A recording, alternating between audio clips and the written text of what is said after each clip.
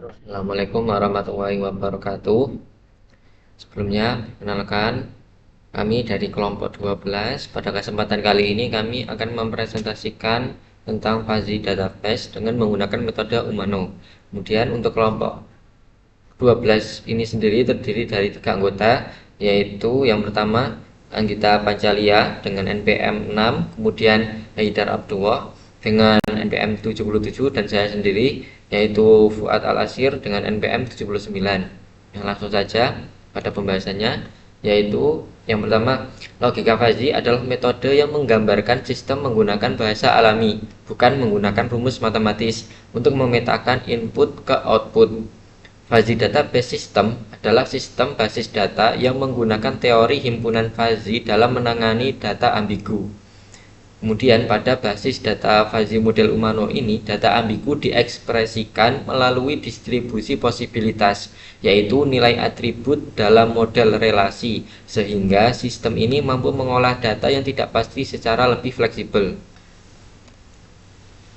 Kemudian untuk fungsi dan karakteristik, menurut 2,P nomor 267 terdapat 3 jenis data ambigu yang dapat diproses oleh fuzzy database model Umano. Yang pertama adalah data yang tidak diketahui apakah termasuk dalam domain tertentu sehingga diberi nilai posibilitas 0. Yang kedua, data yang diketahui berada dalam domain tertentu tetapi nilainya tidak pasti sehingga diberi nilai posibilitas 1. Dan yang ketiga, data yang memungkinkan memiliki lebih dari satu nilai sehingga tiap kemungkinan diberi nilai posibilitas dan dipilih yang nilainya paling tinggi sebagai representasi data. Selanjutnya yaitu contoh soal. Misalkan terdapat tabel karyawan sebagai berikut. Pada record pertama tidak ada data yang ambigu. Ani berusia 35 tahun dan memiliki seorang anak yang bernama Fitri. Pada record kedua juga tidak ada data yang ambigu. Dia berusia 33 tahun dan belum mempunyai anak. Pada record ketiga, Doni tidak diketahui berapa umurnya, tapi dia masih muda. Umur Doni diekspresikan dengan distribusi posibilitas muda. Misalkan muda merupakan himpunan dengan distribusi posibilitas sebagai berikut. Muda sama dengan 0,3 per 15, 0,6 per 17, 0,8 per 22, 1 per 25, 0,8 per 30, 0,7 per 33, 0,6 per 35, 0,2 per 40. Doni memiliki anak tapi tidak diketahui siapa nama anaknya. Namun, anak dari Doni diekspresikan dengan distribusi posibilitas tidak tahu, yang berarti siapapun mungkin nilai posibilitas sama dengan 1. Kemudian pada rekod keempat, kita tidak mengetahui berapa umur dari Sandra. Umur Sandra diekspresikan dengan distribusi posibilitas tidak tahu, yang berarti berapapun mungkin atau memiliki nilai posibilitas sama dengan 1. Sandra memiliki anak yang bernama Ningrum. Kemudian pada rekod kelima, Riko diketahui berumur 56 tahun. Riko memiliki seorang anak yang belum jelas siapa namanya, apakah itu Nia atau Ana.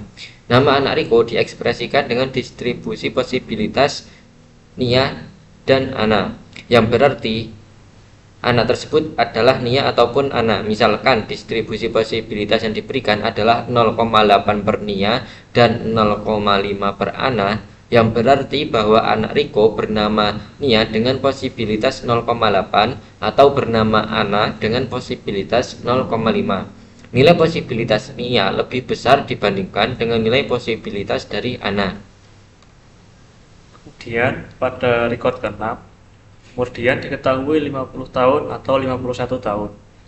Umur Dian diekspresikan dengan distribusi posibilitas 50,51, yang berarti umurnya 50 atau 51. Misalkan distribusi posibilitas yang diberikan adalah 0,8 per 50 dan 0,4 per 51, yang berarti bahwa nilai posibilitas Dian berumur 50 tahun adalah 0,8 dan nilai posibilitas Dian berumur 51 tahun adalah 0,4. Nilai posibilitas 50 tahun lebih besar dibandingkan dengan nilai posibilitas 51 tahun.